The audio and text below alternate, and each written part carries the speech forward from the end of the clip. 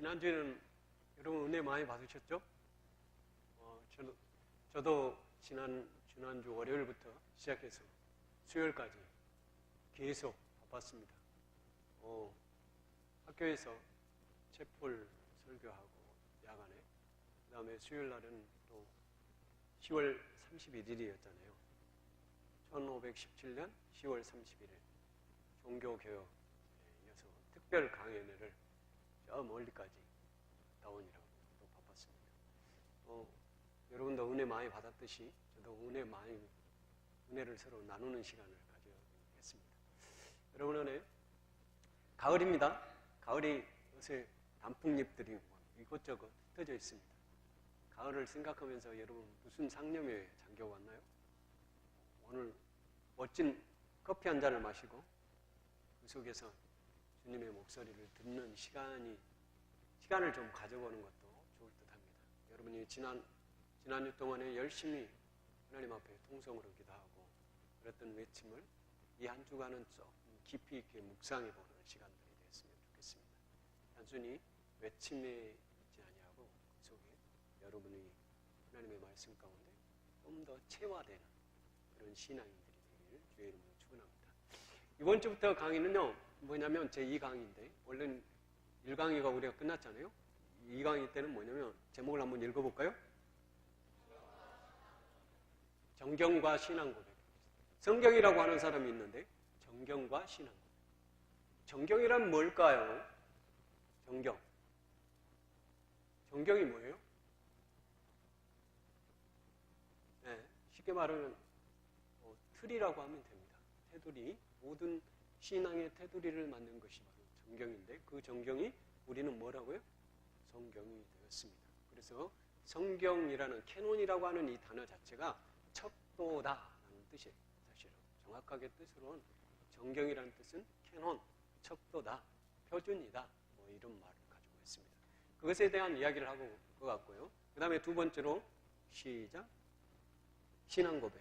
여러분의 신앙 고백이 여러분 매주 여러분이 신앙 고백을 하고 계시죠? 사도신경.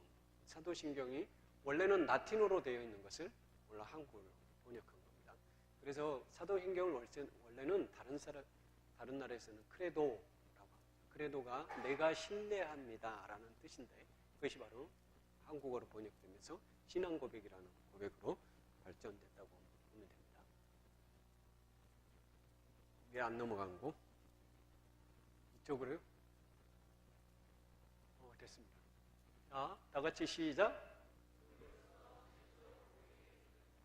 결정이 뭘까요? 뭔가 봐야 되는데. 첫 번째. 자, 정경화 작업인데 여러분에게 저번 주에 말씀 들으면서 초기 기독교가 형성되면서 뭐가 발생했다고 그랬어요? 이단이 발전했다고 그랬죠. 벌써 잊어먹어갖고 또다시 되새겨보면서 이단이 형성됐어요.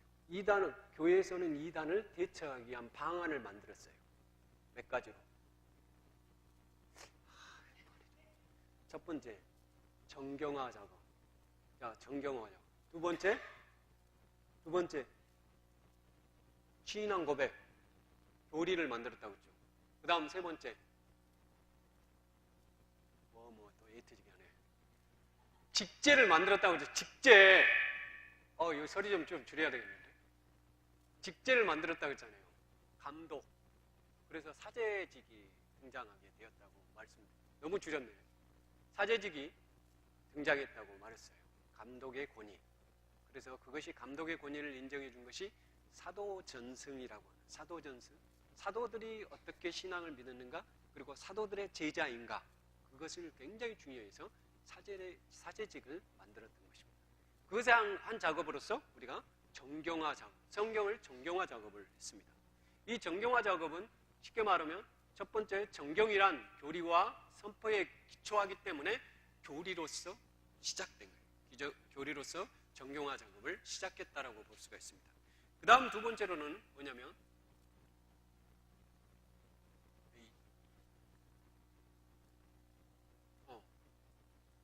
많이 넘어. 자, 신앙 고백을 창안했습니다. 교리로서 신앙 고백을 창조했다라고 하는 거예요.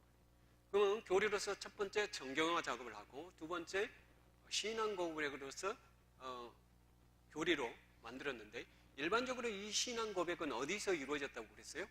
어떤 과정 속에서? 초대 기독교 때. 아니, 세례 받을 때. 세례 받을 때 말이에요. 세례 받을 때. 그래서 그때 당시에는 세례는 어떻게 했냐면 여러분이 그냥 서서 여러분이 대부분 당신이 예수 그리스도를 믿습니까? 라고 불렀잖아요. 말씀드렸잖아요. 근데 그때는 공중 앞에서 나와서 직접 손을 들고 맹세하는 작업을 바로 신앙 고백을 하도록 했습니다. 당신 예수 그리스도를 구주로 믿습니까? 아멘, 믿습니다. 그것은 어떤 의미를 지닌다고 말했냐면 초대 기독교 때는 그러한 고백을 한다면 어떤다고 그랬어요? 결국 내가 크리스찬입니다. 기독교입니다. 그 이면에는 뭐예요? 박해 시절에는 목숨을 건 투자였다. 어떤 신앙 고백을 한다는 자체가 어쩐다? 목숨을 내놓아야 되는 사건이었다. 여러분이 신앙 고백을 매일매일 하고 있지만 여러분은 실제적으로 생각해 보면 깊이 한번 생각해 보세요. 신앙 고백이 오늘 내가 그리스도 앞에 갈 수 있는 준비인지. 초대 기독교처럼 직접적으로 목숨과 관계는 되지 않지만 내가 오늘 고백을 하면서 그 고백이 정말로 그리스도에게 갈 수 있는 고백인지 한번 생각해 봐야 돼요. 우리가 그렇게 하지 않으면 신앙 고백의 의미가 별로 없다고 봐요. 자, 그러면 우리가 좀 지나가 보도록 하겠습니다. 자, 그러면 이제 정경화 작업, 우리가 정경화 작업을 통해서 무엇보다도 구약 이야기를 할 수밖에 없는데 구약 성서가 여러분이 가지고 있는 구약 성서가 몇 권이에요? 신구약을 다 구약으로 말씀하시면 안 돼요. 39권으로 되어 있습니다. 우리가 39권을 여러 가지로 분류하고 있죠. 그렇죠? 모세오경부터 시작해서 역사서, 예언서, 시가서 뭐 이렇게 각자 구분을 하고 있죠. 이러한 구분을 하게 됐던 것은 후대에 나타났던 작업일 수밖에 없어요. 지금은 그러면 여러분에게 지금 현재 성서를 보고 있잖아요. 성서 속에 나타났던 장과 절이 몇 년도까지 없었냐면 거의 11세기 이전까지는 없었어요. 여러분이 마태복음 몇 장 몇 절이라고 하는 것은 장과 절이 없었어요. 근데 유명한 신학자인 초대 기독교 유명한 신학자인 5세기에 등장했던 아우구스티누스라고 하는 사람이 있는데 이 아우구스티누스라고 하는 대신학자가 있었는데 이 대신학자가 글을 써놓은 것이 있어요. 많은 글을 남기고 갔는데 그가 글을 썼던 여러분이 잘 알고 있는 어거스틴의 고백록 있잖아요. 그러죠? 고백록은 성서를 별로 인용한 책이 아니에요. 자기 고백적인 성격이 굉장히 강해요. 사실 여러분이 그것을 이해할 수 있다면 여러분은 대단한 신학자입니다. 그분의 고백록을 이해할 상당히 어려운 책이에요. 실제적으로. 그런데 그가 썼던 후대에 쓰였던 많은 책들, 고백록을 쓰기 이후로부터 쓰여졌던 많은 책들은 뭐를 많이 인용했냐면 성서를 굉장히 많이 인용했어요. 그러면 내가 물어봅시다. 엄청나게 어거스틴이 성서를 많이 인용했는데 그 인용을 볼 때마다 지금 현대 신학자인 저에게도 어떤 느낌이냐면 야, 이렇게 멋지게 그 성서 말씀을 적재적소에 인용하는 것을 볼 수가 있어요. 목사님이 설교할 때 가끔 성서를 인용하잖아요. 그러니 인용할 때마다 적재적소냐 아니냐 학자들은 약간 이것이 안 맞는데 이런 생각을 할 때가 있어요. 그런데 어거스틴이 써놓은 작품들을 봐보면 어쩌냐면 은총론이라고 하는 책을 딱 보면 어쩌냐면 이 사람이 도대체 이렇게 정확하게 성서를 인용할 수 있을까라는 생각을 해요.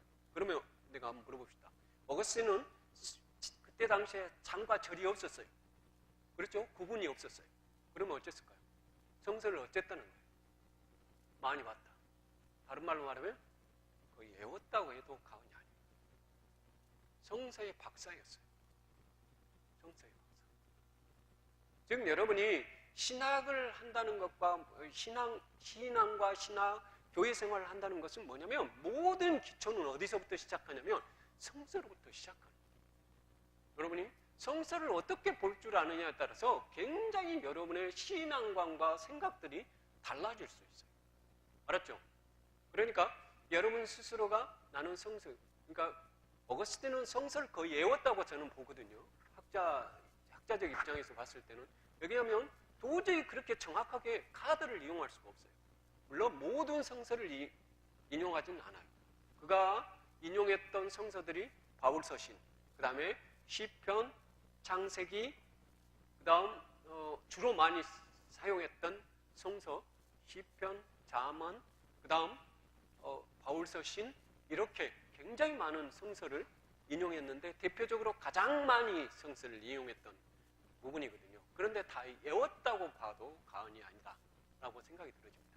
따라서 여러분의 모든 신앙에 개혁교회를 가지고 있는 우리 개혁교회 있잖아요. 우리가 개혁교회 전통을 가지고 있는 모든 사람은 솔라 스크랍추라. 옛날에 제가 종교개혁 강의할 때 이야기했죠. 솔라 스크랍추라. 오직 성서로 말미암아. 여러분이 모든 성서로 말미암아 모든 것을 출발하기 때문에 무엇보다도 여러분이 성서적인 지식이 굉장히 풍성해야 된다는 것. 그것을 기본적으로 가지고 있기를 바랍니다. 그러면 자 읽어봅시다. 구약성서의 정경을 확정한데, 자 구약성서를 정경화하는 데는 굉장히 쉬웠어요. 왜냐하면 왜 그랬을까요?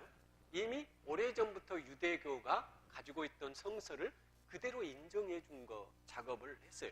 그래서 거의 1세기의 경에 거의 끝났다고. 2세기 초에, 그러니까 주 100년경이니까 2세기가 막 시작되는 거죠. 다 같이 시작 읽어볼래요?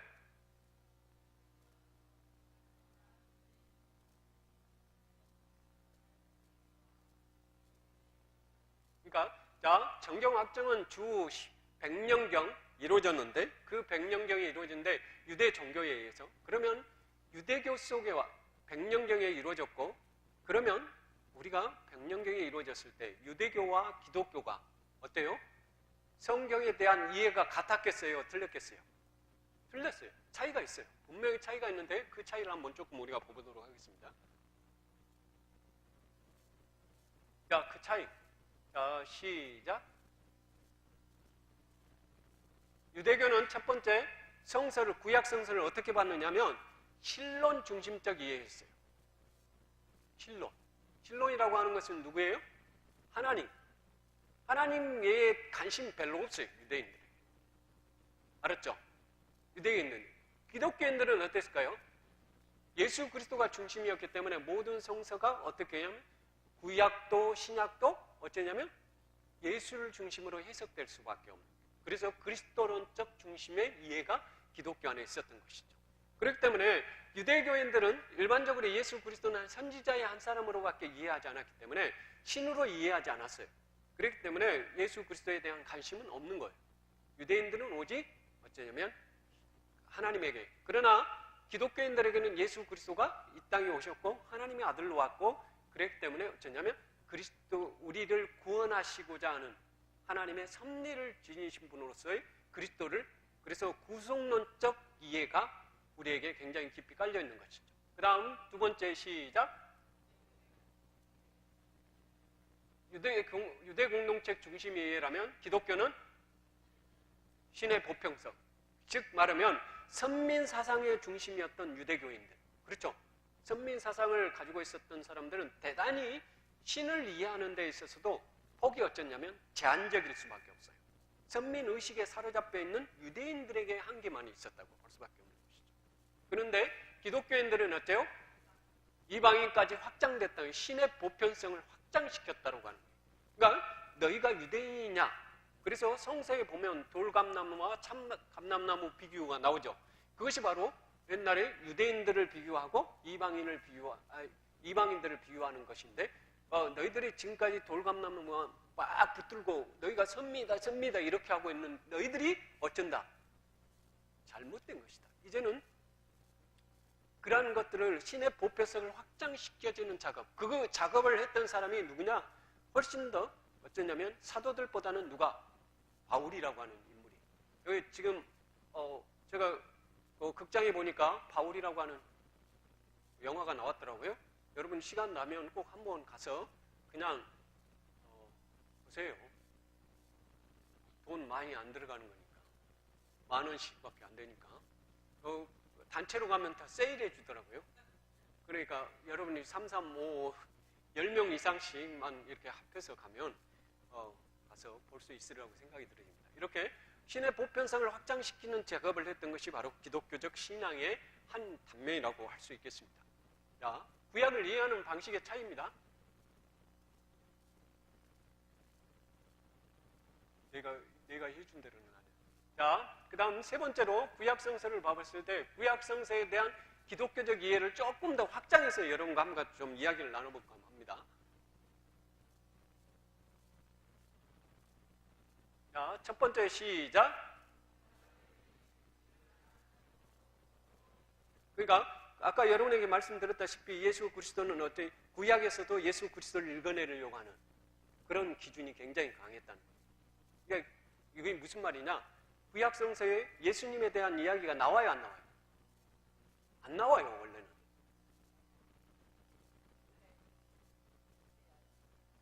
네, 오케이. 그런 것들이 전부 다 실제적으로 예수에 관한 이야기의 증거 문서로 이해하기 위한 후대의 학자들의 생각들이 이해되셨어요? 그러니까 그렇게 구약 성서가 예수 그리스도에 관한 증거 문서로서의 역할을 하고 있다. 따라서 왜 이 말을 하냐면 초대 기독교의 이단들은 어쩌냐면 구약과 신약의 관계를 띄워놓으려고 했어요. 예를 들면 여러분이 알고 있는 영지주의자들은 신약의 하나님과 구약의 하나님이 차이가 있다고 생각했거든요. 그래서 구약은 폭력적인 하나님, 따라서 참신이 아니라고 생각했어요. 영지주의자들이라고 하는 이단에서는. 근데 신약에서는 늘 사랑을 베푸신 하나님, 그렇기 때문에 참신. 그래서 구약의 신과 신약의 신이 차이가 있다. 그리고 구약의 정경이 구약 성서가 어쩐다? 문제가 있다고 생각했어요. 그런데 기독교에서는 어쩐다? 이 문제를 극복하기를 원했어요. 그렇기 때문에 예수 중심적 증거들을 구약에서 찾아내서 증거의 주문에서 구약 성서와 신약 성서의 연속성을 학자들에 의해서 말해주기를 원했던 것이 바로 그런 작업에서 그 매개가 바로 기독론적 이해였다라고 하는 것을 좀 기억했으면 좋겠어요. 자, 그 다음. 자, 첫 번째, 시작. 기독교적 타당성, 그러니까 쉽게 말하면 초대 기독교 때 노마인들은 어쩌냐면 야, 너희가 하나님이 계셨고 또 예수 그리스도가 계셨는데 어째요? 로마인들이 생각하기에는 신이 몇 명이야? 2명이 되죠. 벌써 2명이 돼요. 그러죠? 성령까지 합하면 몇 명? 3명까지 되어버려요. 그러면 구약 성서하고 신약 성서하고 관계가 없다면 신이 2명이 된 거예요. 그러면 너희가 주장하는 유일신론에 심각한 문제가 있는 거 아니에요? 그렇죠? 그렇죠? 한 분인데 3분이 돼버리는 거예요. 그래서 이제 다음에 삼위일체론을 왜 그렇게 증명했는가 이야기를 해줄 때인데 지금은 이제 이런 구약 성서와 신약 성서의 관계를 어떻게든 연결시키려고 하는 기독교적 노력이 굉장히 있었다라고 하는 것을 좀 기억했으면 좋겠습니다. 그 다음 시작.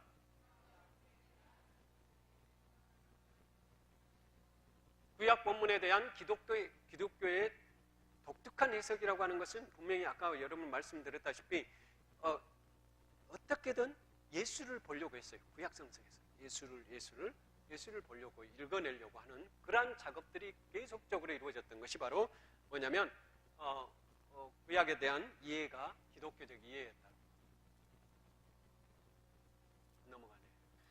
자, 다 같이 시작.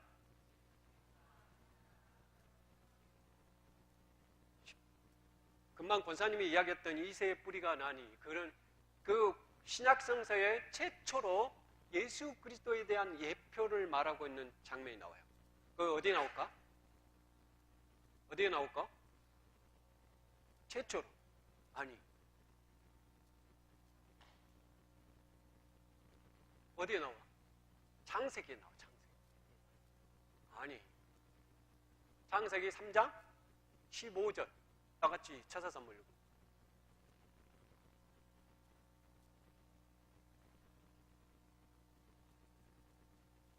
죄를 짓고 난 다음에 예수 그리스도가 하나님이 말씀하셨던 말씀. 여자의 후손은 시작.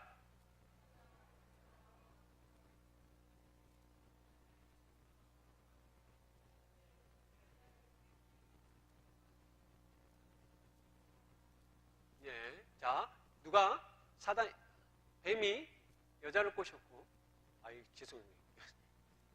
여성을 꾀했고, 그때 여성이 어쩌냐면, 뭐가 죄를 범하게 되는 거잖아요. 그러면서 하나님이 말씀하시죠. 뱀에게 뭐라고?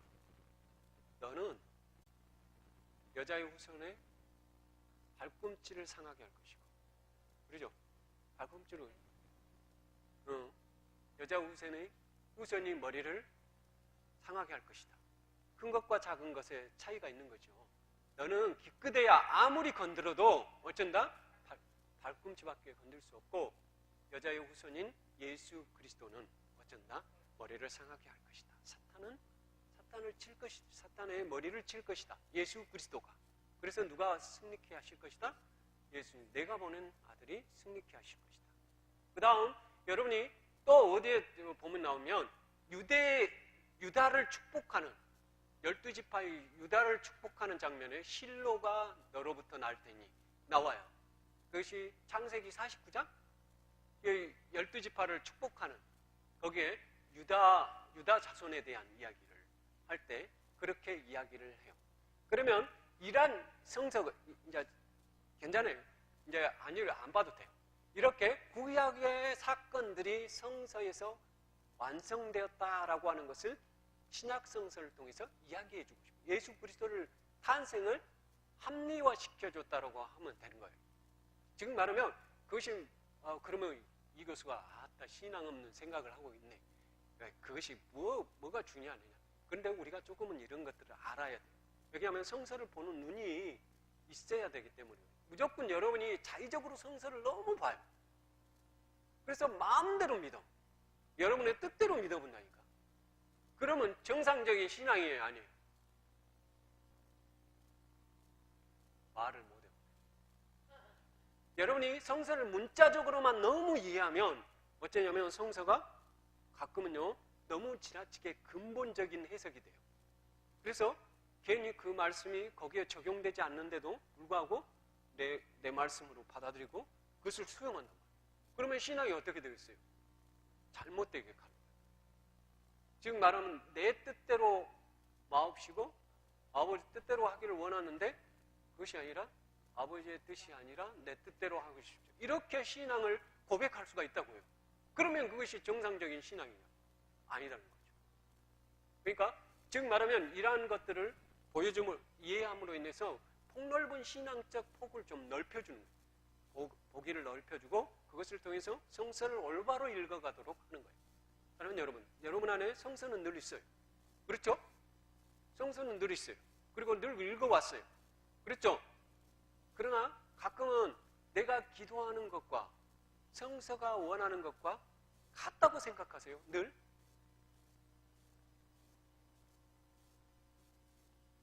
따라가려고 노력하지만 올바로 알지 못하면 그것을 따라갈 수가 없어요. 그렇기 때문에 여러분이 성서를 올바로 이해하기를 원합니까? 정말로 하나님 앞에 하나님의 뜻을 묻고 싶지를 원하십니까? 지속적으로 자기 재반성이 필요해요. 신앙적 재반성. 그것이 그런 작업을 할 수 있는 것들이 이러한 조그마한 지식들이 쌓여서 이루어진다는 거예요. 알았죠? 자, 그 다음. 자, 시작.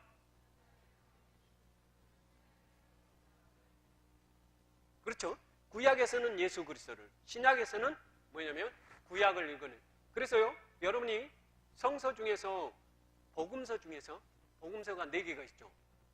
특별히 복음서 중에서 구약을 가장 많이 인용한 성서가 나와요. 구약을 가장 많이 복음서 중에 아니 복음서 마태, 마가, 누가, 요한이 복음서들이에요. 그렇죠?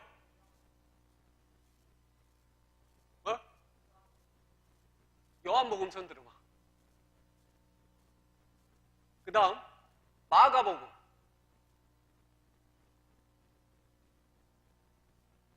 그 다음 마태복음. 상당히 똑똑하신 분들이에요.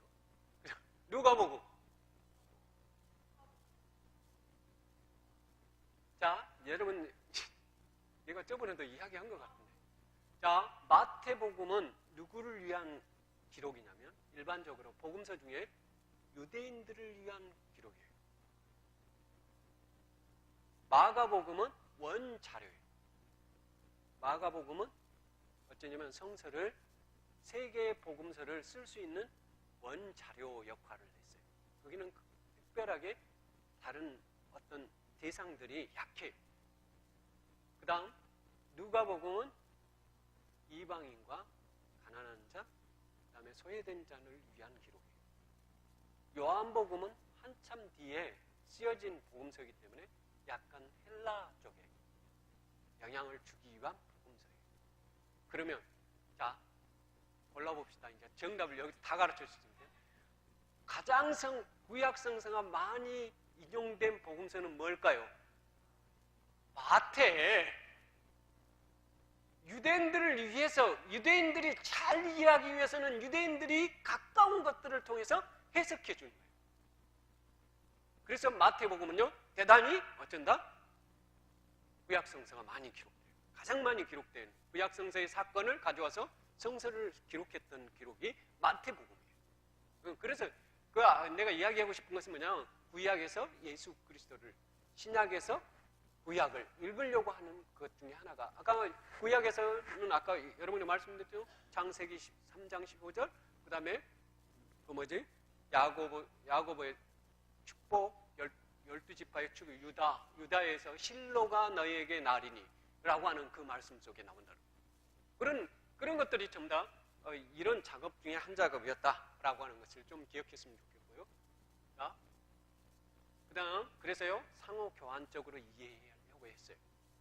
특별히 여기서 무엇에 따라? 성서에 따라. 그래서요, 종교개혁자 마틴 루터는 성서를 해석할 때 뭐라고 말했을까? 성서에 따라. 오직 성서가 성서를 해석한다고 했어요. 뭔 말이라고? 뭐라고요? 그렇지. 말씀이 말씀을, 성서가 성서를 해석한다고 생각했어요. 따라서 여러분은 성서가 무엇을 말하고자 하는 것은 원본이 이야기하고자 하는 것들을 굉장히 많이 따라 나서요. 그렇죠? 문자에 잡혀서는 안 되지만 성서의 장절. 그래서 여러분에게 추천하기는 여러분이 가지고 있는 옛날에 간주성경이 있었죠. 간주성경. 네, 저는 간주성경을 읽기를 원합니다. 왜냐하면 여기에 나오는 성서가 다른 데 어디에 나왔는가를 비교하면서 자꾸만 서로 성서의 연계성을 이해하려고 노력할 때 성서가 제대로 보여요. 그러니까 너무나 해석되는 것도 굉장히 중요하지만 가끔 우리 성도들은, 우리 서강juk 교회 성도들은 가끔 주석도 하나씩 사가지고 보기를 원합니다. 아멘 안 하네. 좋은 주석들을 저는 좋은 주석은 아니지만 목사님들이 볼 수 있는 그런 주석 말고 웰렘 바클리라고 하는 사람이 지은 성서 주석이 있어요. 조그마한. 그 웰렘 바클리 주석은 원래 웰렘 바클리가 어쩌냐면 묵상을 하면서 성서 주석을 한 사람. 묵상을 그대로 성서 주석. 웰렘 바클리라고 하는 사람은 신약 성서의 최고의 학자 중에 한 사람입니다. 웰렘 바클리라고 하는 사람. 그 사람이 썼던 주석들을 매일 아침 묵상집으로 좀 읽었으면 좋겠어요. 묵상집. 아주 쉽습니다. 성도들이 읽을 수 있고 재밌게 볼 수 있고 또 신앙적인 교훈이 굉장히 많이 들어있습니다. 그래서 성서에 따라서 지속적으로 여러분이 성서를 해석하는 방식들을 좀 배울 필요가 있습니다. 대표적인 신뢰가 예수 그리스도의 고난과 부활 사건, 이런 사건들이 성서에, 그러면 예수 그리스도의 고난을 구약에서 본다면 어디서 봐볼까? 네? 그렇죠. 이사야 53장, 또 거기 말고 창세기, 의인이 고난받는 사건이 나오죠. 거기 누가 의인이었어요? 요셉. 죄 없는 자가 지하 감옥에 갇히잖아요. 그래요, 안 그래요? 의인이 고난받는 사건이 바로 예수 그리스도가 의인이었고 죄가 없으신 분이잖아요. 그런데 고난을 받으셨다. 그것이 바로 구약 성서의 이 고난과 부활의 사건을 대표하는 그러한 것들이 숨어있는 대표적 뜻입니다. 자, 이게 또 안 넘어가냐? 자, 디귿 시작. 자, 다 같이 시작.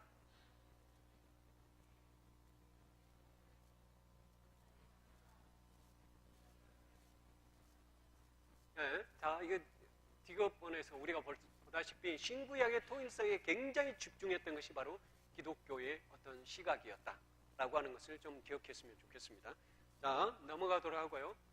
충분히 이야기했으니까. 다 같이 시작. 방법이 있는데 첫 번째, 비유적인 방법입니다. 비유적인 방법은 의적인 해석이라고 할 수 있는데 이러한 의적인 해석은 실제적으로 많은 학자들에 의해서 지금도 진행되고 있는데 여러분이 이런 것까지는 알 필요 없을 것 같아요. 사실은 나는 넘어가고 싶은데 그냥 제가 한번 그냥 이런 것도 있다만 가르쳐주고 싶어서 있습니다. 자, 다 같이 그거 한번 읽어볼래요? 두 번째 그 유대적 시작.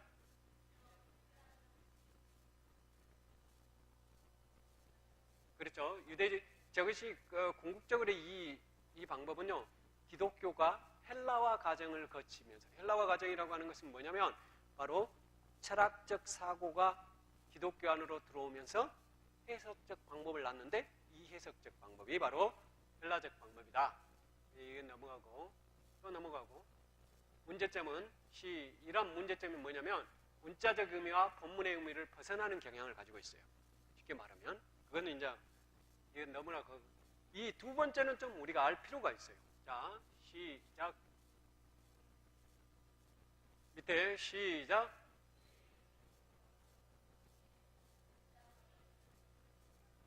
그러니까 이것은 어떻게 한 거냐면 문자가 가지고 있는 의미와 그 다음 그 텍스트가 나온 역사적인 의미까지도 함께 동반해서 읽어내는 것이 바로 유형론적 방법이에요. 유형론적 방법의 대표적인 형태는 아까 여러분에게 말씀드렸다시피 내가 왜 계속 반복적으로 했냐면 요셉이 고난받았죠. 그렇죠? 의인인데 고난을 받으셨죠. 그렇죠? 요셉이. 그 다음 예수 그리스도가 어때요? 의인인데 고난을 받으셨죠. 그렇죠? 그러면 유형이 어때요? 같아요? 달라요? 타입이 똑같아요. 그것을 바로 유형론적 해석이라고 해요. 성서를. 그러니까 성서에 보면 예수님의 형태처럼 욥도 대표적으로 의인이 고난받는 거기에는 신정론, 하나님이 의로우신가라고 하는 것을 말해주고 있는 성서인데 그러한 부분에 있어서 의로우신 하나님이 행하신 것은 어쩌냐면 가끔은 의로운 자에게도 고난이 있을 수 있다라고 하는 것을 말해주고 있는 거예요. 그러니까 예수 그리스도도 의로운 자였기 때문에 고난을 받으실 수 있다. 이러한 것들을 이렇게 타입을 성서에 나온 내용들이 동일한 내용인가 아닌가를 비교해서 해석한 것이 바로 유형론적 해석이에요. 대표적으로. 자, 이건 넘어가기로 하고요. 해석은 여러분에게 뭐 중요한 것이 다 같이 시작. 마지막에 한번 읽어볼래요? 시작.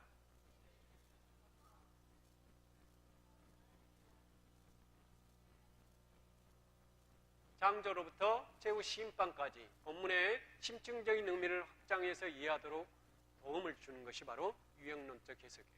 그러니까 이러한 해석이 신의 섭리에 기초하고, 그러니까 태초부터 종말에 이르기까지 창세기부터 요한계시록이 어떤 의미 속에서 지속적으로 이루어지는가, 연계성을 기본적으로 전제하고 해석하는 것이 바로 유형론적 해석이다. 즉 말하면 여러분이 성서를 해석할 때 어떤 사건을 너무나 부분적으로 이해해서는 안 된다고 합니다. 이해되셨어요? 그럼 부분적으로 이해하다 보면 어쩌냐면 성서가 잘못하면 성서가 지향하고자 하는 의미적인 것들을 상실할 가망이 높다. 이해되셨죠? 자, 오직 성서를 통해서 우리가 성서를 보는 눈이라고 할 수 있겠습니다. 자, 신약 성경에 정경하자. 자, 시작. 정경화 작업 이전 신약의 사용은 어땠는가? 라고 정경화 작업이 이루어지기 전에 신약 성서는 어떻게 이루어졌는가? 자, 봅시다. 첫 번째, 예배시 낭독했어요. 알았죠? 예수님의 이야기들을 짧게 요약해서 낭독해 줬어요. 그래서 예수님에 대한 생각을 어쩌냐면 심어줬어요. 실제적으로 유대인의 방식 중에, 유대인의 교육 방식 중에 하나가 뭐냐면 뭐였을까? 마음에 심어주는 거. 마음에 심어주려면 어떻게 해야 돼요? 계속적으로 반복해주는 거예요. 반복해주는 거예요. 그래서 저것이 예배 때마다 예수 그리스도에 관해서 계속적으로 낭독해줬어요. 예수의 이야기를. 그러니까 그렇게 사용되었고요. 두 번째로는 시작. 교회 규범. 교회의 필요에 따라서 이용하곤 했습니다. 알았죠? 자, 이건 뭐 설명이 필요가 없을 거고. 그 다음 이거 시작. 교리문답과 학습보조문. 여기에서 재밌는 역사적 이야기를 좀 해보고 싶은데, 당시에 교리문답과 학습보조물로 사용했다고 그랬잖아요. 성서가, 신약성서가 그렇게 쓰여졌는데, 자, 그때 당시에 사람들이 지식이 많았을까요? 없었을까요? 글을 많이 아는 사람이 있었을까요? 없었을까요? 적었어요. 문맹률이 굉장히 상당히 높았습니다. 문맹률이 높았다고 하는 것은 사람들이 무슨 말을 해도 이해할 수가 없어요. 그래서 등장한 것이 이것을 좀 더 사람들에게 잘 이해하도록 하기 위해서 만든 것이 뭘까요? 학습 도구가 생겼어요. 그 도구가 뭐냐? 그림, 성화가 등장하게 돼요. 계기가 돼요. 즉 말하면 문맹률이 높았던 당시의 사람들을 이해시키기 위해서 그림을 그려서 사람들에게 보여줘서 보조교재로 사용하고 있습니다. 그래서 세례문답을 할 때 그러한 것들을 통해서 교육을 시켰어요. 그것이 궁극적으로 후대의 중세교회의 성상숭배 사상을 발전시키는 기초가 돼요. 알았죠? 지금은 그런 이야기는 뭐 별로 의미가 없을 것 같고. 그래도 자, 두 번째 시작. 권위는 어땠을까? 자, 시작. 그렇죠? 문서적으로는 별로 확정적으로 신약성서가 몇 권요? 27권이다. 이것이 신약성서다라고 말하기는 아직 하지 않았지만, 그럼에도 불구하고 어쩌냐면 성서의 역할은 했다라고 하는 것을 좀 기억했으면 좋겠고요. 그 다음에 두 번째 시작. 그렇죠? 예수님의 말씀으로는 권위를 가질 수밖에 없었던 것이죠. 그 다음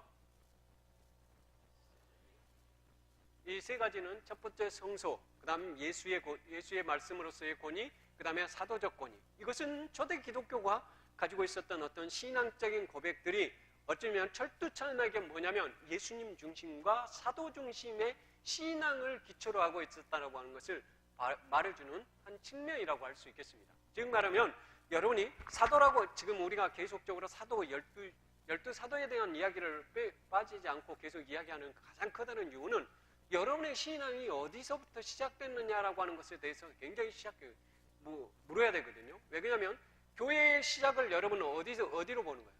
교회의 시작. 여러분이 교회가 시작됐어요. 교회라고 하는 공동체가. 어디서부터? 초대교회. 그 초대교회를 형성했던 사람들이 누구예요? 사도들이에요. 그렇기 때문에 사도들이 이 공동체를 형성했기 때문에 우리가 무엇이든 초대 기독교가 가지고 있는 신앙적 기초 아래 우리가 서 있다라고 하는 것은 2000년의 역사가 교회가 아무리 흘렀다고 해도 그 신앙적 기초를 흔들어 놓는다면 어쩌냐면 교회는 교회로서의 공동체의 역할을 할 수가 없다라고 합니다. 즉 말하면 종교개혁이 되었던 가장 커다란 이유 중에 한 가지는 뭐였냐면 바로 사도들이 가지고 있었던 신앙에 대한 회복이라는 전제가 있었기 때문에 그런 거예요. 사랑하는 여러분 안에 지금 여러분이 가지고 있는 많은 신앙적 사고들, 이 사고 속에는요, 사도에게로 돌아간다라고 하는 사도적 신앙으로 되돌아간다, 초대 기독교로 되돌아간다, 이런 말을 할 경우 여러분은 과연 뭐 어떻게 받아들이는가 모르지만 우리의 모든 것들을 투자해야 되는 결과를 초래해요. 즉 아까 여러분이 구체적으로 말씀드렸다시피 구체적으로 말씀드린다면 순교라고 하는 기본 기초 틀이 없이는 절대로 사도적 교회로 회귀가 불가능해요. 즉 죽을 각오, 신앙을 위해서 죽을 각오에 대한 결단이 없다라고 하는 것은 이미 어쩌냐면 사도적 권위에 서 있지 못한 거예요. 예수님이 세상에 나타나서 말씀을 전했을 때 그 말씀을 전할 때 예수님은 어땠냐면 자기 목숨을 내놓고 시작한 거예요. 사도들도 역시나 그렇게 내놓고 시작한 거예요. 그러면 사도적 초대 기독교로 우리가 되돌아간다라고 하는 것은 권위뿐만 아니라 그들이 가지고 있었던 신앙적 권위뿐만 아니라 삶의 권위까지도 함께 동반하지 않으면 기독교적인 삶을 온전히 되돌아가지 못합니다. 그러나 여러분 안에 과연 신앙의 결단이라고 하는 것이 있었습니다. 그렇죠? 신앙의 결단이 있었고 또 성서를 읽어가고 있고 성서가 여러분에게 말하고 있어요. 죽을래?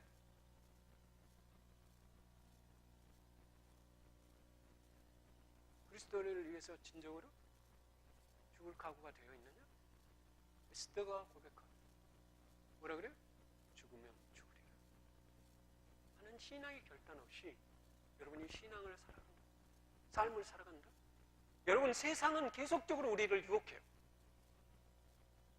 그러지 않아요? 끊임없이 우리에게 유혹하잖아요. 돈을 더 벌어야 되고 뭔가를 더 가져야 되고 더 소유해야 되고. 여러분 목숨을 내놓기는 하지 못할지라도 소유에 대한 자유로움 정도는 있어야 된다고 생각해요. 그리스도인들이. 믿으십니까? 전혀 포기할 수 없다고요? 오늘도 집사람과 아침에 이야기하기를 친구가 이 집이 상당히 돈을 많이 벌어가지고 자본이 10억이 됐다고 해요. 이제 그 친구가 그만 돈을 벌려고 하는 것 같아. 나한테 그렇게 말하더라고요. 그래서 말이 된단가. 10억 가진 사람은 20억을 가지고 20억을 가진 사람은 100억을 가지고 100억을 가진 사람은 200억을 가지고 싶어 하는 것이지. 그러면서 내가 마지막으로 이야기하기를 뭐라고 했냐면 지금 조금 갖고 싶어. 지금 포기할 수 있는 사람만이. 지금 멈춰설 수 있는 사람만이. 진정한 자기가 벌지 않겠다고 고백하는 사람이다. 그런 여러분, 초대 기독교에는요 그랬어요. 멈춰섰어요. 사도적 권위로 되돌아가기를 원합니다.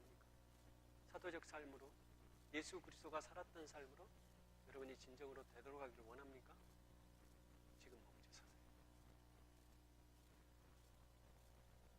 지금 조금 포기하세요. 있는 건 없으라고 말하지는 않겠지만 있는 것 가지고 족할 줄 아는 은혜가 여러분에게 있기를 주의 이름으로 축원합니다. 나는 너무 없다고요? 아니 솔직히 저도 없어 봤어요.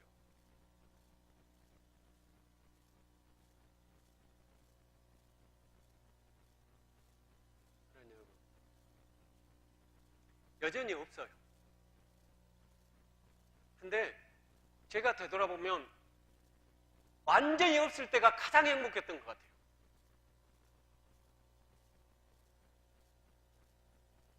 교육전사 30만 원 받으면서 우리 희찬이 데리고 큰애하고 집사람하고 살아가면 때 그때가 가장 행복했던 것 같아요.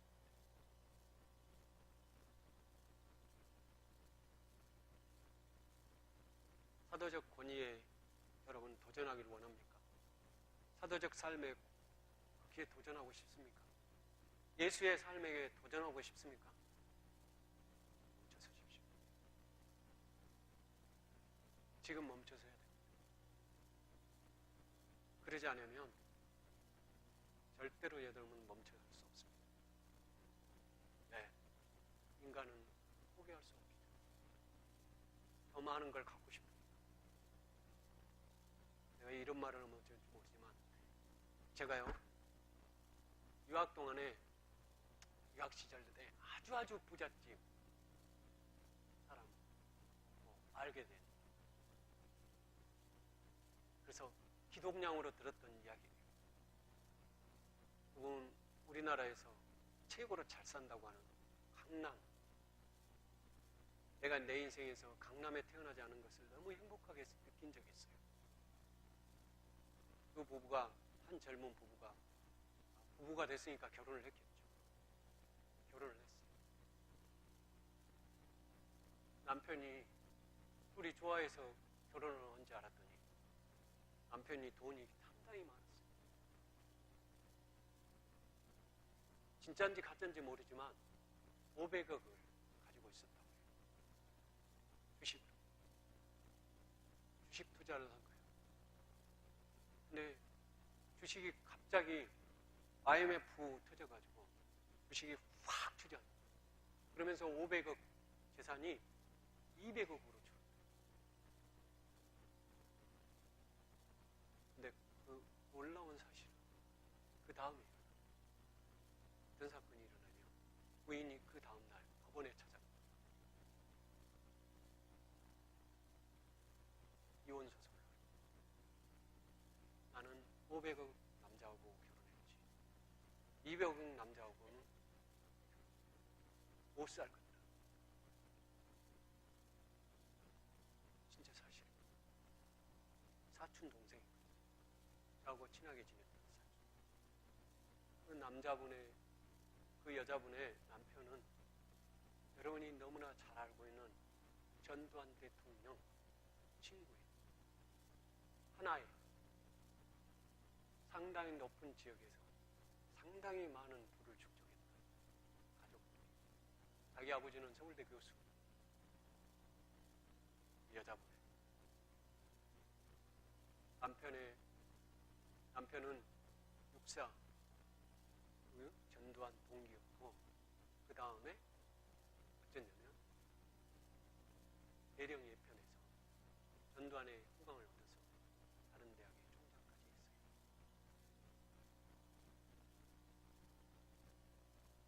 그 사춘이 현실로 일어나냐는 거예요. 나쁜 건 아니고요. 그들 속에는요 500억 재산을 가진 사람들하고 같이 그룹을 이루는데 100억, 1000억 가진 사람들끼리만 끼워주질 않아요. 그것을 못 참아. 그러냐. 그게 낀들 뭐 할 겁니까? 라면 한 그릇 제대로 못 먹어본 인생을 논할 수가 있는 거예요. 그래 안 그래요? 서강주교회 사랑하는 성도 여러분, 저도 그렇고 여러분도 그렇고 그만큼 아니에요. 많아봤자 여러분 100억 없어.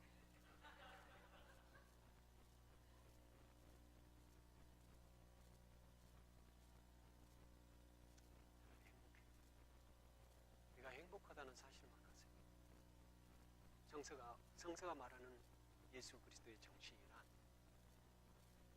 여기까지. 네가 여기까지. 너무나 지나치게 거기에 집착하지 말고, 너무나 지나치게 소중하게 여기지 말고. 어차피 다 똑같아요. 하루 아침에 끝나는 거예요. 500억 했을 때 200억으로 떨어졌을 때 어쩌면 절망과 같은 거예요. 시당초 우리는 없으니까 그렇게 되지를 않잖아요. 그렇죠? 예수의 정신이라. 그냥 우리가 이 자리에 내게 준 은혜를 감사히 여기고 내게 부어진 지금의 이 시간을 감사히 여기고 살아가는 이 가을에 단풍나무를 멋지게 볼 줄 아는 사람과 어떻게 보지 못할 사이에 누가 행복한 사람이에요? 그렇죠. 우리는 그래도 멋진 사람들 아니에요. 노란 단풍이 들었구나, 붉은 단풍이 들었구나, 내가 그것을 볼 수 있으니 감사하지. 성서에서 말하는 시간들, 예수 그리스도의 정신이란 바로 여기 지금 조금 불편해요. 조금 불편하잖아. 세상 살아가기 없으니까. 그러죠? 불편한 걸 감수할 줄 아는 마음의 결단, 그것이 그리스도의 정신이다. 여러분 안에 그렇게 원합니다. 우리 성황교회인들은 좀 그렇게 좀 멋졌으면 좋겠어요. 나를 애터지게 하지 말고. 목사가 아무리 해보려고 그래도 목사가 돈 벌려고 아무리 노력을 해도 이게 안 되는 거예요. 사실 내가 해보니까 목사로서 내가 진짜 직업을 잘못 선택했다. 돈 벌려고 작정했으면 이건 거의 하지 말아야 될 직업 중에 하나이다 라는 생각을 했어요. 그래서 감사해요. 이 시당 쪽 욕심을 부릴 수가 없으니까. 왜? 준 농만 먹으면 되는 거니까. 그 이상 무엇을 어떻게 노려볼 길이 없는 거예요. 성서가 말하는 정신은 바로 그런 작은 것들이에요. 여러분 안에 예수 그리스도의 정경화 작업이라고 하는 것은 뭐냐면 신앙적인 표준을 여러분에게 허락한 거예요. 그렇죠? 여러분이 성서를 읽고 있다고 해서 읽은 것이 아니에요. 오늘 아침에도 설교했지만 사랑한다고 말한다고 해서 사랑이 되는 건 아니잖아요. 그렇죠? 사랑은 바로 오늘 움직일 줄 아는 사람입니다. 삶으로 움직일 줄 알고 성경이 말하고자 하는 예수 그리스도의 정신을 그대로 구현해 보려고 하는 그 마음, 그것이 삶이지 않겠어요? 그것이 또 그리스도인의 자존심이고 가치이고 의미 아닙니까? 오늘 강의를 여기까지 하겠어요. 그러나 여러분 안에 여러분 안에 정경이 주어졌다면 그 정경은 바로 살아라고 있을 거예요. 삶으로 나누라고. 조금 부족해도 그런 나눔이 우리 가운데 있기를 주의 이름으로 축원합니다.